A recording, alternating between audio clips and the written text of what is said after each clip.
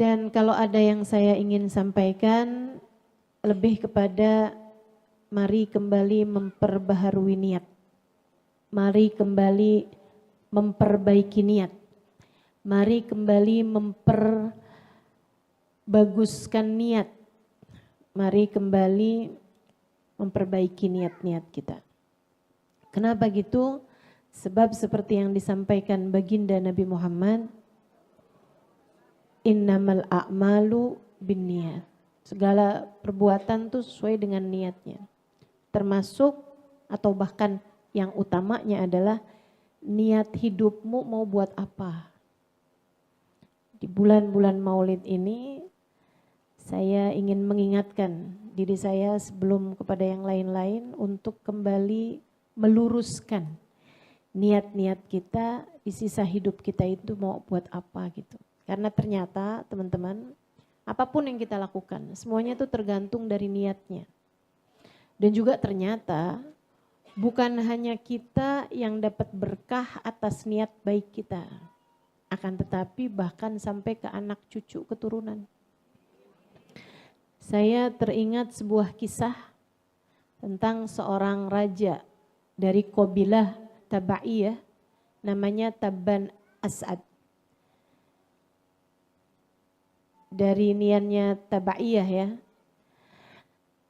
itu adalah raja-rajanya Yaman di zaman sekitar 200-300an tahun sebelum kelahiran baginda kita Nabi besar Muhammad.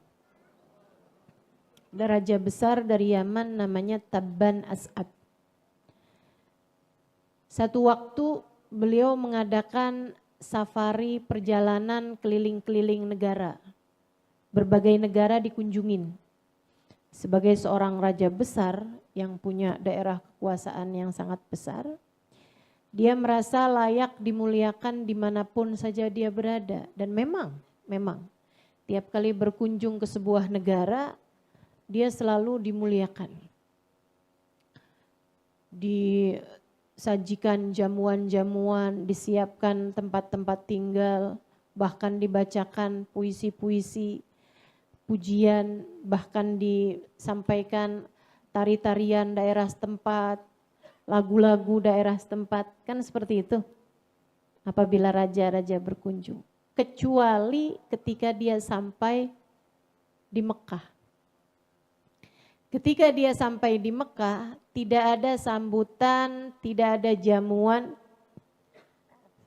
sehingga mereka harus mempersiapkan semuanya sendiri. Sebagai seorang raja yang sangat terkemuka, dia merasa tersinggung atas perlakuan orang Mekah ini. Dia pun coba cari tahu kepada ulama-ulama yang dia bawa. Jadi itu perjalanan dengan bawa sekitar 200-an rombongan. Di antara mereka ada panglima perang dan seterusnya, ada menteri-menterinya dia. Dan juga ada beberapa ulama-ulama yang mengikuti ajaran agama yang telah ada, baik ulama Yahudi maupun ulama Nasrani pada masa tersebut. Dia panggilin ulama-ulama ahli-ahli kitab ini, dia tanya kepada mereka. Di semua negara-negara saya sangat dihormati, dimuliakan. Kedatangan saya dielulukan. Kenapa di negeri ini saya tidak diperlakukan demikian? Ulama tersebut menjawab, para ulama itu menjawab, karena mereka punya sesuatu yang sangat dimuliakan, dengannya mereka tidak dapat memuliakan yang lain. Apa itu? Ka'bah. Rumah Tuhan dibangun di sini. Mereka merasa punya Ka'bah yang sangat mulia, siapapun harus memuliakan, dengannya mereka tidak memuliakan yang lain. Marah raja ini, kemudian niat dalam hatinya, akan saya hancurkan Ka'bah hingga rata dengan tanah. Di hati, tidak dia sampaikan niatnya tersebut. Tapi sejak dia berniat itu, dia tidur malam, bangun pagi harinya dia terkena sakit. Sakit yang sangat berat hingga membuat Dia minta didatangkan dokter-dokter, tabib-tabib dari berbagai macam tempat. Termasuk juga tabib yang ada dia punya. Semuanya juga berusaha untuk mengobati dia, mencarikan obat untuk sakitnya dia ini, tapi enggak kunjung sembuh-sembuh juga. Berhari-hari. Sampai satu waktu di antara tabib-tabib yang didatangkan ada yang bilang begini, saya akan menyembuhkan sakit Tuan ini, Tuan Raja ini, tapi saya minta bicara 4 mata aja. Kebetulan nggak pakai kacamata. Baiklah kalau begitu. Dikeluarkan semua ajudan meskipun mereka khawatir kan. Tuh kalau udah berdua gitu kan mau diapa-apain bisa aja gitu. Apalagi lagi sakit kan. Takutnya ditaruhin sianida gitu. Di kopi. Tapi karena rajanya udah gak tahan sama sakitnya, diminta kepada ajudannya semuanya buat keluar. Pendamping, pengawal, asisten semua dikeluarin. Tinggallah mereka berdua. Tabib ini kemudian bilang sama Tuan Rajanya nih, Raja, sakitnya yang dialami Tuan Raja ini bukan sakit biasa. Ini adalah sakit hukuman dari Tuhan. Hukuman dari Allah. Atas niat yang Tuan Raja niatkan dalam hati Tuan.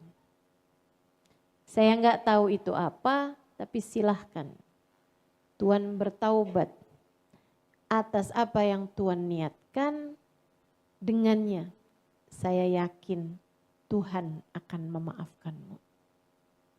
Rajanya langsung ingat dong sama niatannya untuk menghancurkan. Dan teman-teman saudariku sekalian, Allah memang memperlakukan kita ini membalas, menulis pahala dan juga menulis dosa sesuai dengan perbuatan kita. Tapi menilai kita sesuai dengan niat kita. Sekali lagi, malaikat-malaikat memang menuliskan pahala dan dosa atas apa yang kita kerjakan. Akan tetapi Allah menilai kita sesuai dengan niat. Apapun, kamu mau nikah niatnya apa, ngerjain apapun, itu Allah nilai sesuai dengan niat. Bahkan saya ngajar, perbuatan baik, menyampaikan ayat, menyampaikan Quran, menyampaikan pesan-pesan Allah. Tapi Allah yang tahu apa niat saya. Allah menilai atas apa yang saya niatkan. Jika di dalamnya ternyata hanya sekedar keinginan-keinginan duniawi, ia menjadi tak bernilai sama sekali. Semuanya tergantung dari niat, teman-teman. Dan masalahnya niat ini yang tahu Allah. Niat yang tahu Allah. Jangankan hajat-hajat besar, urusan-urusan besar. Bahkan sekedar berwewangian. Kata Nabi Muhammad, man tatayyaba lillah laqiyallah wa rihuhu atyab minal misik. Wa man tatayyaba li ghairillah laqiyallah wa rihuhu antan minal jifah. Siapa yang berwewangian karena Allah, pakai minyak wangi. Tapi dia melakukannya karena Allah. Mau menghadap Allah, mau sholat, wangi-wangian dulu . Mau ngajar, wangi-wangian dulu . Kenapa gitu? Biar pantas dilihat sama Allah, biar pantas dicatat sama malaikat. Mau bersolawat, wangian dulu . Nabi Muhammad wangi katanya. Mudah-mudahan biar saya juga wangi, jadi dihadiri para malaikat, mau mencatat amal perbuatan saya. Mau berhadapan dengan suami, berhadapan dengan anak, orang tua, mahram-mahram kita. Biar orang senang, mau kumpul sama perempuan-perempuan. Biar mereka tidak terganggu dengan bau saya, dan biar orang senang, cium wangi kita, aroma kita. Menyenangkan orang kan juga ada pahalanya. Saya melakukannya karena Allah SWT. Laqiyallahu wa rihuhu atyab minal misik. Dia nanti akan berjumpa dengan Allah, baunya lebih wangi daripada bau misik, bau kasturi. Wa man tatayyaba li ghairillah. Sama-sama pakai minyak wanginya. Tapi dia memakai minyak wangi li ghairillah, bukan karena Allah. Biar orang tahu kalau saya wangi, biar saya bisa disenengin sama atasan yang padahal laki-laki yang bukan mahram, biar orang seneng cium wangi saya, laki-laki tertarik pada saya, dan niatan-niatan yang lain-lainnya teman-teman. Sama-sama pakai minyak wanginya. Bisa jadi merek yang sama, bisa jadi produk yang sama. Tapi dia niat pakai minyak wanginya bukan karena Allah. Laqiyallahu wa rihuhu antan minal jifah. Dia akan berjumpa dengan Allah, baunya lebih busuk daripada bau bangkai.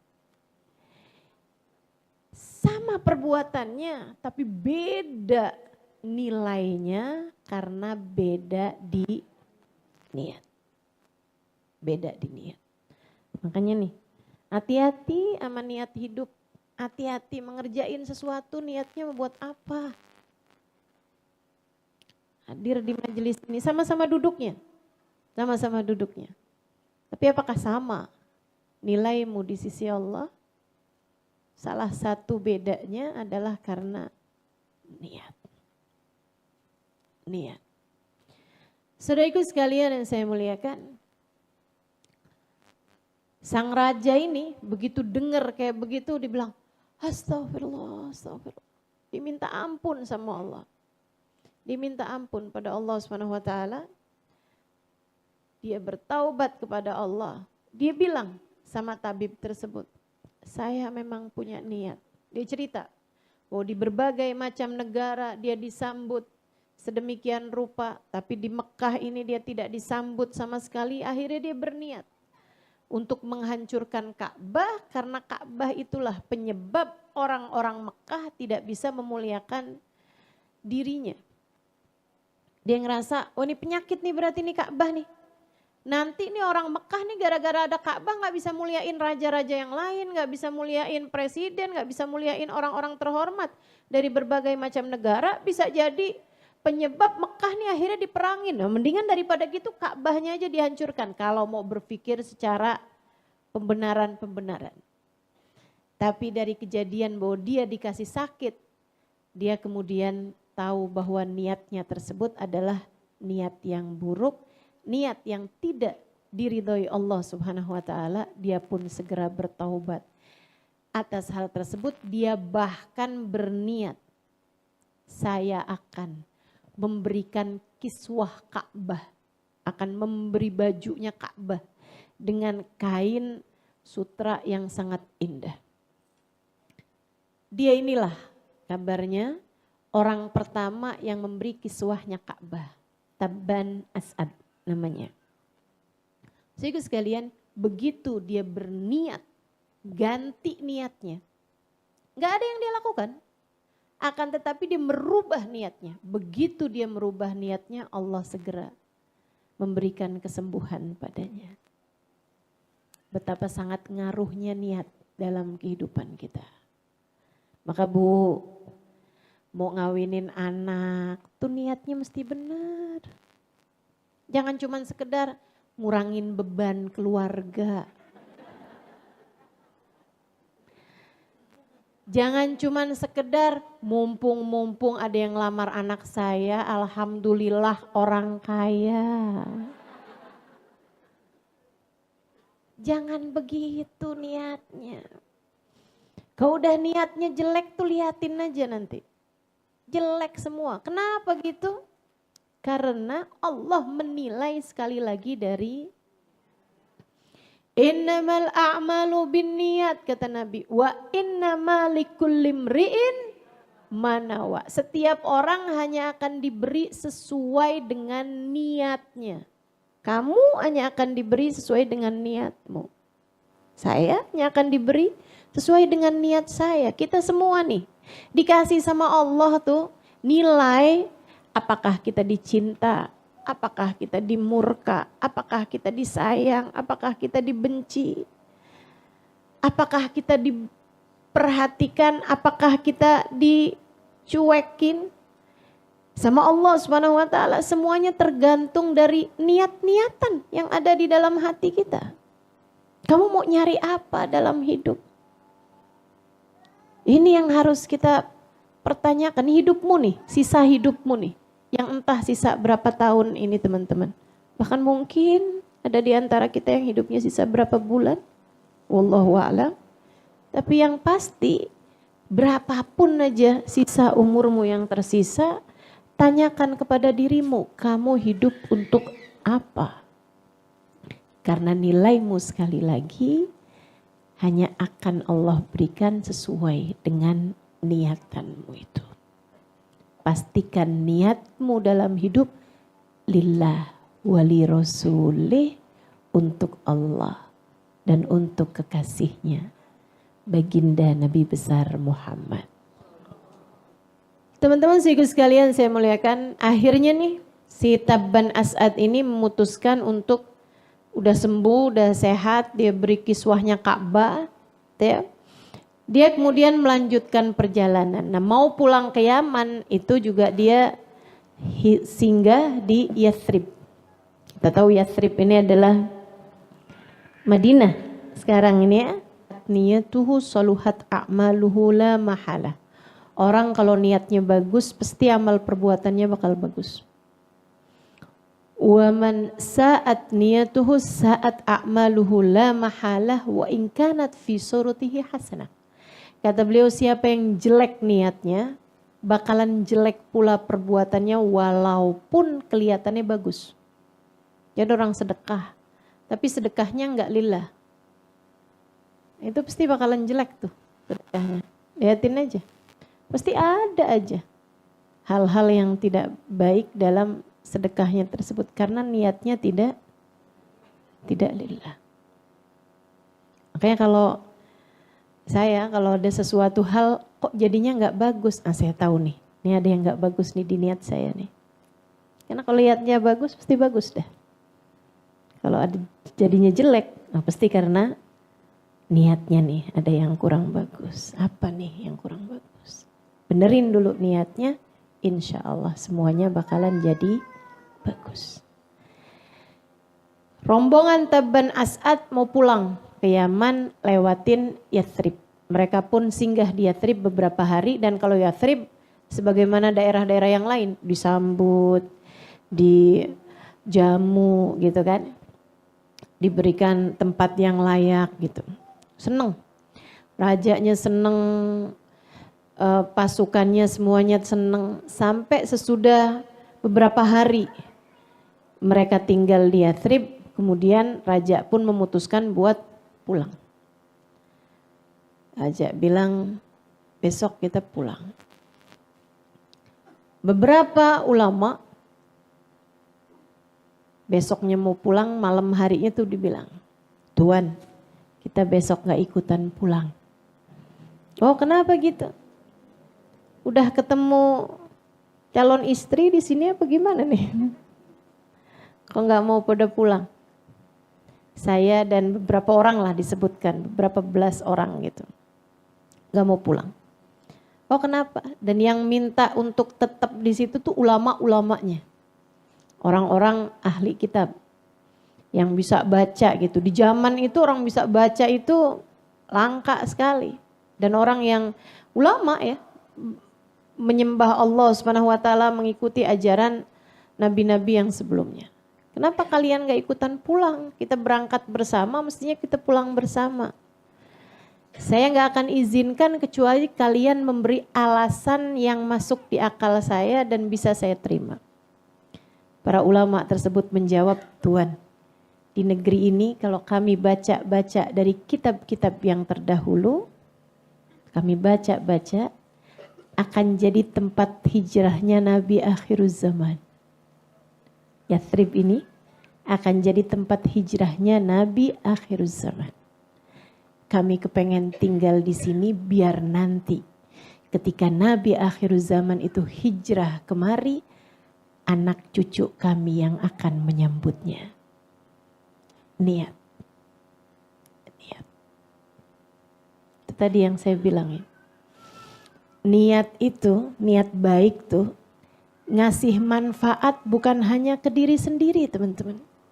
Tapi juga ke anak cucu. Makanya kalau ke teman-teman liatin ya sampai dengan sekarang.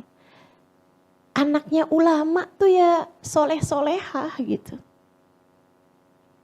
Anaknya ulama, anaknya aulia, itu biar kata misalnya gitu ya, ibadahnya kurang-kurang. Pasti ketambel sama hal-hal yang lain. Hatinya baik-baik, gitu kan? Kenapa bisa begitu? Niat baik orang-orang tuanya. Niat baik orang-orang tuanya. Wow, pantesan ya Ustazah, saya kok susah jadi baiknya nih karena bapak saya bukan ulama. Kakek saya bukan aulia. Nah kalau kamu ngerasanya kayak begitu, kamu harus jadi baik biar anak cucumu nanti merasakan nikmatnya jadi cucunya orang soleh. Biar anak-anakmu ke bawah ngerasain nikmatnya jadi cucunya orang-orang yang punya niat-niat yang bagus. Sebab yang namanya niat tuh ngaruh banget teman-teman. Itu sebabnya kenapa orang Madinah gampang banget diajakin Islamnya. Itu karena kakek-kakeknya tuh. Kakeknya 200 tahun, 300 tahun sebelum terutusnya baginda Nabi besar Muhammad sudah punya niatan baik bahwa tempat ini akan jadi tempat hijrahnya Nabi akhir zaman. Kami berharap, kami berniat, kami akan tinggal di sini agar nanti ketika nabinya datang kemari, anak cucu kami yang akan menyambutnya. Kata rajanya, alasan kalian dapat saya terima. Saya izinkan kalian gak ikutan pulang barengan sama saya dan saya akan kirimkan bantuan-bantuan pada kalian biar kalian bisa hidup mapan di sini sebagai ulama-ulama saya. Baik hatinya rajanya, dia malah kemudian bikin surat. Besok paginya ketika dia pulang dia titipkan suratnya kepada pimpinan ulama yang tadi malam menghadap sama dia itu. Isi suratnya, min Malik Yaman Tabban As'ad. Dari Raja Yaman Tabban As'ad. Ila Nabi akhir zaman. Kepada Nabi akhir zaman. Dia bilang, saya tidak berjumpa denganmu. Sebab saya tak hidup bersama denganmu. Namun andai, niat nih sekali lagi nih, andai saya hidup sezaman denganmu, wahai Nabi akhir zaman, kepadamu aku akan menjadi sahabat ataupun kerabat. Maksudnya andai aku hidup bersama denganmu, saya akan membelamu habis-habisan, saya akan berada di belakangmu, saya akan menjadi sahabatmu atau saya akan menjadi kerabatmu.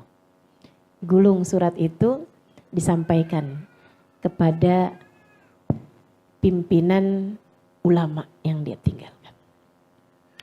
Dia jadikan surat itu sebagai wasiat. Ketika dia mau meninggal dunia dikasihkan kepada anaknya. Anaknya ketika mau meninggal dunia kasihkan kepada cucunya, terus ke bawah, sampai beratus tahun kemudian. Saat Nabi Muhammad datang hijrah bersama dengan Sayyidina Abu Bakr Siddiq alaihi ridwanullah. Nabi berangkat setahun sebelumnya, itu orang-orang Yathrib datang berkunjung kepada Nabi Muhammad untuk membaiat. Setahun sebelumnya lagi, berarti 2 tahun sebelum itu, datang beberapa rombongan orang Yathrib, enggak tahu-tahu tentang Islam, mereka datang untuk haji. Haji tahun itu, haji tahun itu ada banyak banget orang-orang kafir Quraisy ngasih pengumuman. Hati-hati sama seseorang bernama Muhammad, dia tukang sihir paling hebat. Kalian kalau tawaf, jangan sampai kedengeran mantra-mantranya. Saya sarankan sumbat aja telinganya. Sehingga sekitar 17 orang. Mereka sampai-sampai dari ketakutannya terhadap pengumuman-pengumumannya kafir Quraisy ini ya, pemuka-pemuka Quraisy, sampai benar-benar ganjelin telinga mereka pakai kapas, pakai kain gitu. Sampai ketika mereka berangkat tawaf, tapi subhanallah ya, memang dari sini nih saya tidak takut terhadap pembulian ataupun fitnahan. Kenapa gitu? Justru itu adalah sarana buat promosi sebenarnya. Karena Nabi Muhammad ketika dibegitukan, orang malah tambah penasaran, mana sih yang namanya Muhammad? Malah jadi tambah pengen tahu gitu. Sampai ketika Nabi Muhammad datang, nah ini kan dalam pikiran mereka kan, tukang sihir paling hebat, mantranya paling kuat gitu kan. Orang ngebayangin tukang sihir pasti jelek, nyeremin. Betul gak? Sampai ketika Nabi Muhammad masuk buat tawaf. Nabi ketika masuk buat tawaf teman-teman, seorang di antara mereka, orang kafir Quraisy, Muhammad, hati-hati, hati-hati. Mereka kan ngelirik kan. Oh, cakep gitu ya. Man ra'ahu badihatan habah. Dalam Maulid Ad-Dibai disampaikan. Orang tuh kok pertama kali lihat Nabi Muhammad langsung karismanya Nabi tuh membuat mereka terkesima gitu. Cahayanya Nabi Muhammad membuat mereka menundukkan kepala. Mereka tahu man ra'ahu alima annahu laisa biwajhin kadzab. Siapapun lihat Nabi Muhammad tahu bahwa wajah yang seperti ini bukanlah wajah pembohong. Ini si orang penuh rahmat, penuh cinta, penuh kasih sayang. Jadi itu mereka mulai lirik-lirik Nabi Muhammad, lirik-lirik Nabi Muhammad. Nabi kemudian membacakan ayat-ayat firman-firman Allah. Mereka mulai melepaskan sumbatan-sumbatan telinga mereka. Dan mereka orang-orang yang belajar. Mereka orang-orang yang ngerti. Ketika dengar ayat-ayat tersebut, taulah mereka bahwa itu bukanlah mantra. Melainkan wahyu. Kenapa gitu? Sebab orang Madinah, orang Yathrib itu tinggal banyak di antara orang-orang Yahudi. Mereka biasa dengarkan Taurat. Mereka biasa dengarkan firman-firman Allah yang turun kepada Nabi Allah Musa alaihissalam. Saudara sekalian yang saya muliakan, sehingga akhirnya mereka berdiskusi. Kamu dengar gak tadi? Kamu dengar gak tadi? Pas udah nyampe ke tenda-tenda mereka. Dia bilang iya dengar. Ya ampun, akhirnya Nabi yang ditunggu-tunggu sama orang Yahudi. Ternyata sekarang sudah ada juga. Iya betul, iya betul. Nah, barangkali salah satu di antara mereka atau beberapa orang di antara mereka adalah cucu-cucu dari ulama-ulama yang waktu itu datang ke Yathrib dan memilih untuk tetap tinggal. Saudaraku sekalian, pada malam-malam terakhir mereka ada di Mekah, mereka datang ke rumah Nabi Muhammad, minta dibacakan firman-firman Allah, kemudian mereka pun masuk dalam agama Islam. Mereka masuk dalam agama Islam, pulang ke negeri Yathrib, mulai dakwah pelan-pelan, ngajakin orang cerita-cerita sedikit-sedikit sampai beberapa di antara mereka ketika datang musiman haji berikutnya, mereka datang ke Mekah untuk membaiat Nabi besar Muhammad SAW. Datang tuh ke Mekah, baiat nama Nabi, lumayan banyak jumlahnya, itu ya, ada sekitar 70-an orang. Kemudian mereka pulang dengan membawa serta Mus'ab bin Umair, dikirimkan nama Nabi buat ngajarin mereka Islam, mengajarkan mereka Al-Quran. 1 tahun kemudian, Yathrib sudah menjadi daerah dengan mayoritas sudah masuk ke dalam agama Islam. Menanti-nantikan kehadiran Nabi besar Muhammad. Nabi berangkat bersama dengan Sayyidina Abu Bakar seperti yang kita tahu ceritanya. Saya tentu tidak akan menceritakan itu semuanya. Sayyidina Abu Bakar itu orang Yathrib udah dari beberapa hari sebelumnya nungguin kapan nih nabinya datang, kapan. Katanya nabinya udah berangkat loh, kok gak nyampe-nyampe ya. Kok gak nyampe-nyampe, udah pada istilah orang kampung nih udah ngelabur rumahnya, udah pada rapi-rapiin rumah. Kan Nabi belum punya rumah, siapa tahu di rumah saya mah gede, kayaknya di rumah saya dah. Semua berharap-harap.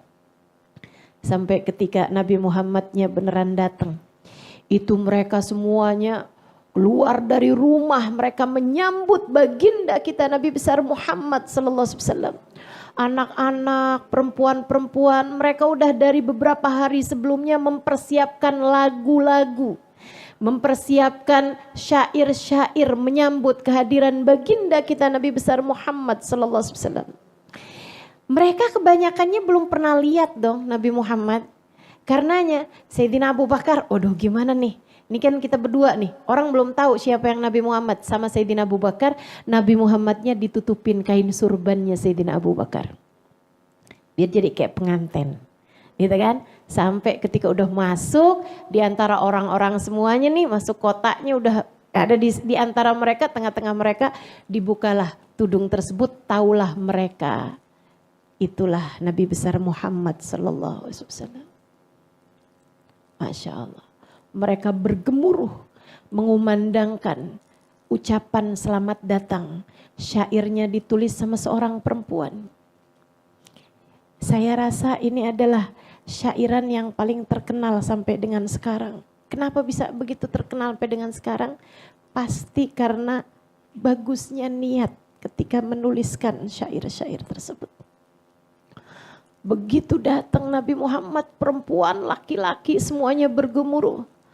Tala'al badru alaina min thaniyatil wada' wajaba syukru alaina mada lillahi da ayyuhal mab'uthu fina ji'ta bil amril muta' ji'ta syarraftal madina marhaban ya khairada. Tala'al badru alaina, purnamanya sudah datang kepada kami. Min thaniyatil wada, dari arah bebukitan kota Mekah. Wajib syukru alaina, kita harus mensyukurinya.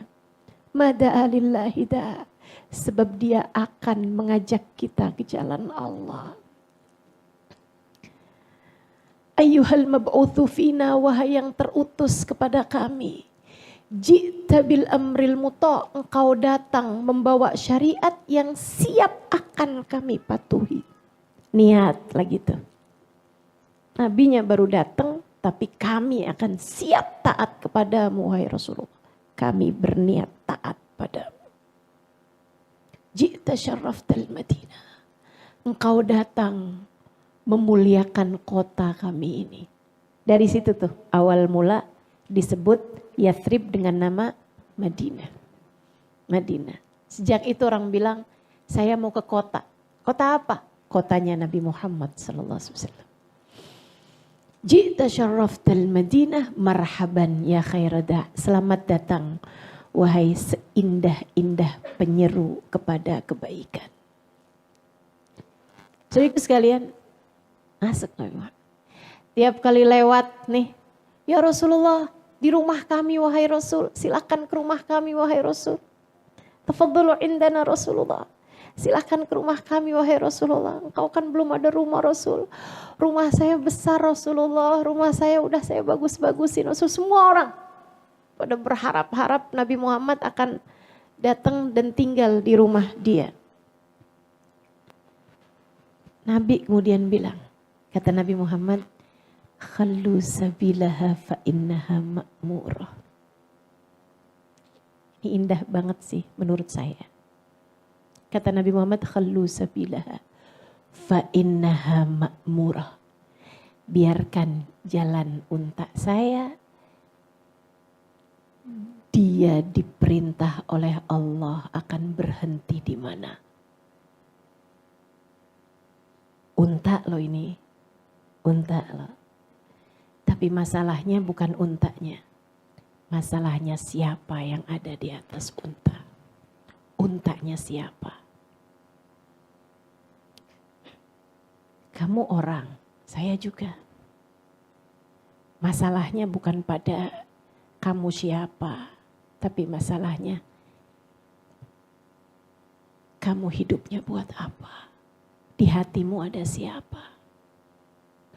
Unta ketika jadi miliknya Nabi Muhammad, ketika erat hubungannya sama Nabi Muhammad, ketika Nabi Muhammad yang ada di atas punggung unta tersebut, ia menjadi makmurah, diperintah langsung oleh Allah Subhanahu wa taala.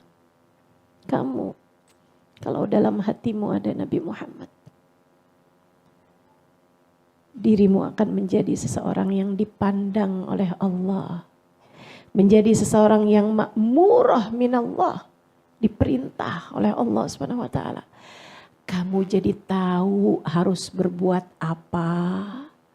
Kamu jadi tahu harus belok kemana. Kamu jadi ngerti harus ngomong apa. Kamu jadi paham gimana cara ngadepin anakmu, gimana cara ngadepin suamimu. Kamu jadi paham harus berbuat apa, memilih apa dalam segala keadaan. Kenapa gitu? Karena ada Nabi Muhammad, ada cahayanya Allah di dalam hatimu itu. Khallu sabilaha fa innaha ma'murah. Jadi kita paham nih dari sini nih.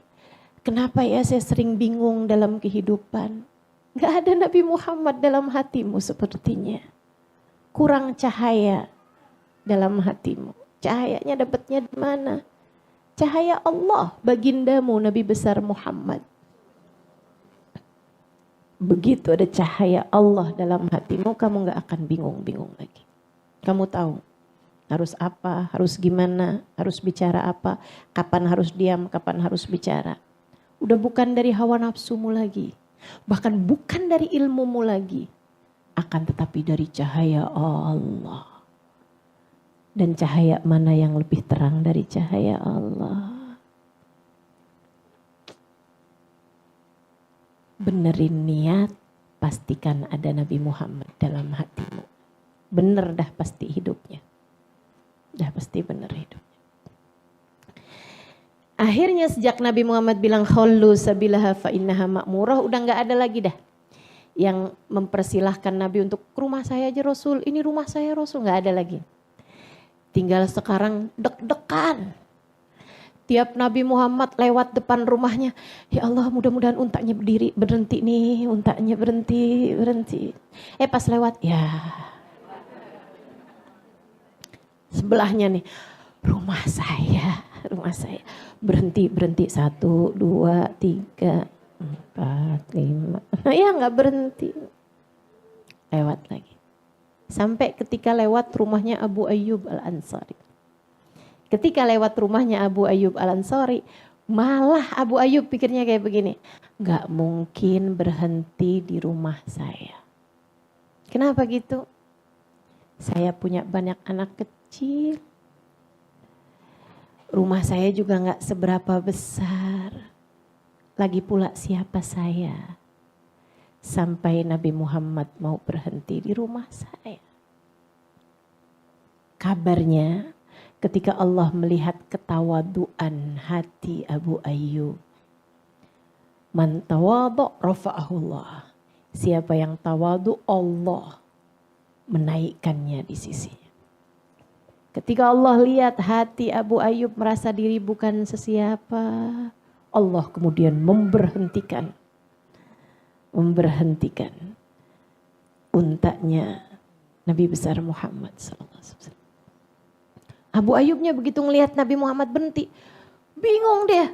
Hah, Nabi Muhammad berhenti, Nabi Muhammad berhenti, Nabi Muhammad berhenti rumah saya. Ya Allah, ya Allah. Dia langsung masuk ke dalam rumahnya. Dia bilang sama istrinya, Nabi Muhammad berhenti di rumah kita. Anak-anak, Nabi Muhammad berhenti di rumah kita. Anak-anaknya ada bayi, ada segala macam. Katanya Abu Ayyub bilang sama istrinya gitu kan, ayo nih cepetan, cepetan. Yang berantakan di atas, cepetan turunin ke bawah. Rumahnya tingkat. Dia pikir pasti Nabi Muhammad mau di atas kan. Pasti Nabi Muhammad harus di atas. Enggak mungkin Nabi Muhammad di bawah kan. Jadi yang berantakan tuh semuanya ditaruhin di bawah semuanya. Nabinya, ini rumahnya siapa nih? Abu Ayyub Rasulullah. Mana orangnya? Mana dia Abu Ayyub? Panik. Emang tuh panik banget tuh, saya tahu tuh rasanya Abu Ayyub tuh. Pernah soalnya rumah saya kedatangan secara mendadak guru saya, ya ampun paniknya. Yang berantakan di luar saya masukin ke dalam kamar. Tahu-tahu Habib Umarnya dibawa ke dalam kamar, waduh. Aduh. Hari itu saya tahu rasanya jadi Abu Ayyub Al-Ansari. Masya Allah. Nabi Muhammad, Abu Ayyub keluar. Rumah saya Rasul, rumah saya Rasulullah. Silakan Rasul, naik ke atas. Kata Nabi Muhammad, Abu Ayyub boleh nggak saya ada di bawah? Kenapa gitu Rasul? Kan saya baru datang Abu Ayyub, kesian yang pada pengen jenguk, banyak diantara mereka orang tua-tua, kesian kalau suruh naik. Iya Rasul, masuk lagi. Atau yang berantakan taruh naik ke atas. Waduh. Luar biasa. Abu Ayyub cerita, ketika saya menggandeng tangan Nabi Muhammad masuk ke dalam rumah saya merasa saya menggandeng dunia dan seisinya.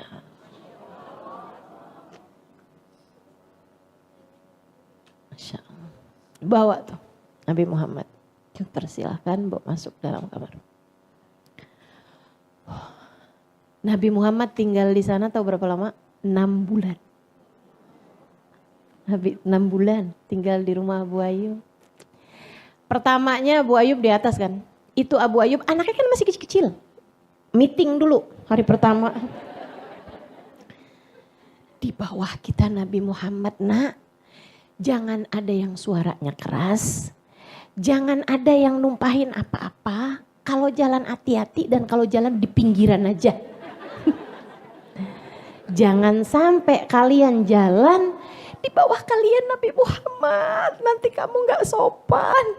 Jangan sampai kita menghalangkan wahyu ketika mau turun kepada Nabi Muhammad. Kata Abu Ayyub, sepanjang Nabi Muhammad tinggal di bawah rumah kami, saya gak tidur kecuali kalau ketiduran. Nah begitu, tiap kali mau tidur saya ngebayangin, ya ampun nih jangan-jangan wahyu mau turun ke halangan saya nih. Nih kok nyangkut wahyunya nih gara-gara saya nih. Ya ampun nih orang kayak saya nih mesti gak bener kayak begini nih. Ada di bawah saya Nabi Muhammad, ya Allah, ya Allah, ya Allah. Dia bilang terus begitu sampai beberapa hari kemudian. Sesudah orang-orang udah berhenti jengukin Nabi kan, udah semuanya udah pada jengukin Nabi gitu. Orang-orang Madinah udah pada sowan sama Nabi semuanya. Satu hari Abu Ayyub numpahin anaknya Abu Ayyub, kecil-kecil. Itu umurnya tuh kayak yang setahun, ada yang masih ngerangkak gitu. Habis itu 3 tahun kan gak bisa dibilangin ya. Ada yang pecahin kendi. Dan itu Abu Ayyub takut airnya netes-netes ke bawah. Abu Ayyub ambil semua tuh selimut. Abu Ayyub tangan kayaknya baju anaknya juga mau di ini. Seanak-anaknya ada di situ. Biar airnya tuh nggak turun gitu ke bawah. Panik Abu Ayyub. Abu Ayyub cerita itu sama Nabi Muhammad. Kemudian Nabi Muhammad bilang, baiklah Abu Ayyub, baiklah. Kita pindahan yuk, kita pindahan. Nabi pindah ke atas, Abu Ayyubnya turun ke bawah bersama seluruh keluarga. Selama Nabi Muhammad tinggal di rumah Abu Ayyub tuh makanan sekeluarga dijadikan di satu nampan. Pertama kali Nabi Muhammad makan di rumah Abu Ayyub, heran, disuguhin satu nampan makanan. Kata Nabi Muhammad, Abu Ayyub, saya tidak makan sebanyak ini. Nampan besar. Kata Abu Ayyub, bala ya Rasulullah, tentu wahai Rasul, ini adalah makanan kami sekeluarga. Lah terus kenapa disuguhin ke saya semua Abu Ayyub? Silahkan kau makan sesukamu wahai Rasul. Izinkan kami selalu memakan dari makanan sisamu wahai Rasulullah. Siapa yang bilang nyari berkah itu adalah sesuatu yang bid'ah? Itu orang kalau ngomong kayak begitu tuh, sekolahnya nggak tamat.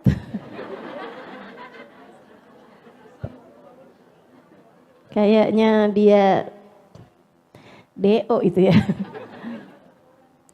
Kalau belajarnya lama, belajarnya tamat, dia akan tahu kayak apa para sahabat dalam urusan nyari berkah kepada baginda Nabi besar Muhammad.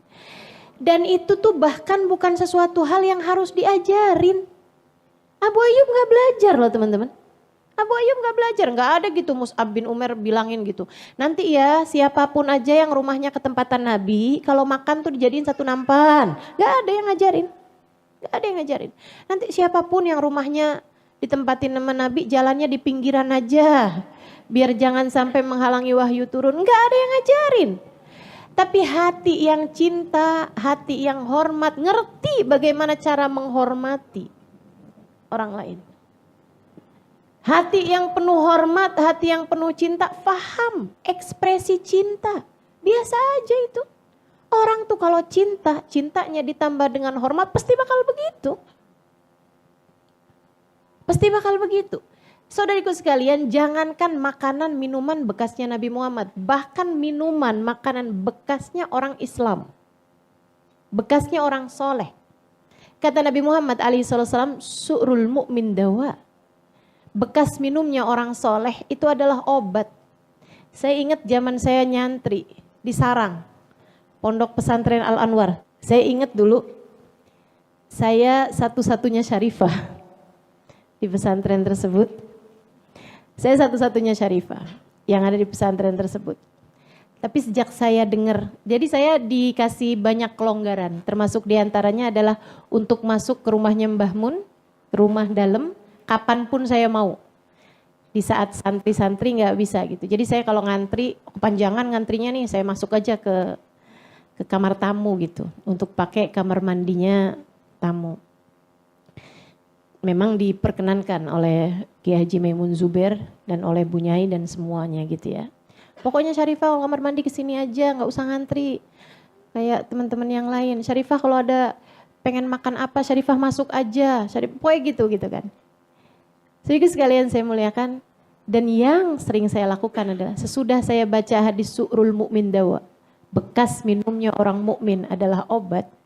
Saya sering banget kalau habis ada tamu yang di situ ditemuin sama Mbah Mun gitu, deh, udah Mbah Munnya masuk, tamunya pulang, saya buruan tuh masuk ke situ, buat minum bekas minumnya tamu-tamunya Mbah Mun. Saya minumin bekas minumnya. Apalagi bekas minumnya Mbah Mun, bekas minumnya tamu-tamu yang lain-lain juga saya minum. Bismillah, semuanya balik sama niat.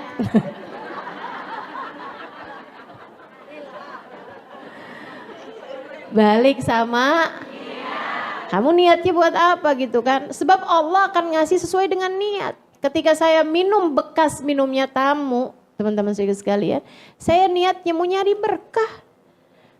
Yang katanya Nabi Muhammad, dawa min kulli da. Bekas minumnya orang mukmin tuh obat dari berbagai macam penyakit. Jadi saya minumnya niat, ya Allah ilangin kesombongan, ya Allah ilangin ujub, ya Allah ilangin nih semua penyakit-penyakit hati, ya Allah bismillahirrahmanirrahim. Saya minum. Kembung-kembung dah. Tamunya banyak ya kan. Insya Allah. Saudaraku sekalian saya muliakan, tuh Abu Ayyub Al-Ansari. Nah nanti tuh habis makanan bekas makannya Nabi Muhammad dibawa naik sama Abu Ayyub, keluarganya semua ngumpul kan.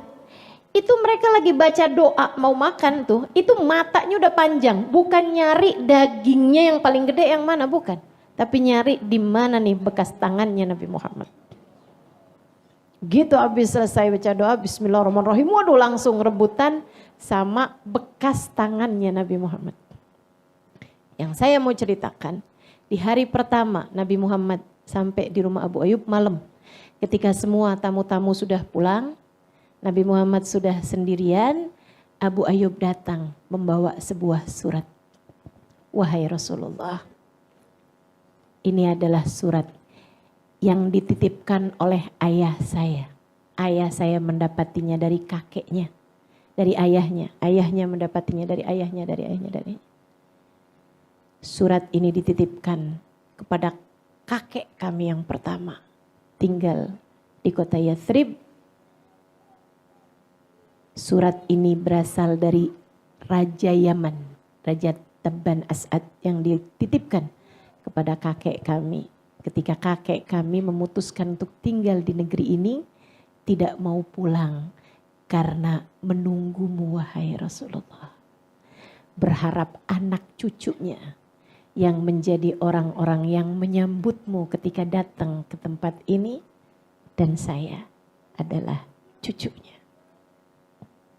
Abu Ayyub, cucunya si pimpinan ulama itu. Rumahnya jadi tempat tinggalnya Nabi. Beliau memberikan surat tersebut. Nabi membacanya. Kemudian Nabi Muhammad mengatakan, innahu min ahad rufaqai fil jannah. Sesungguhnya raja ini dan juga kakekmu ini yang nitip ini adalah salah satu dari kawan-kawanku kelak di surga. Dia gak ketemu sama Nabi Muhammad. Dia gak ketemu sama Nabi Muhammad. Kenapa kok bisa tuh? Jadi salah satu kawannya Nabi. Gak ketemu dan bukan umat bahkan. Bukan umat bahkan.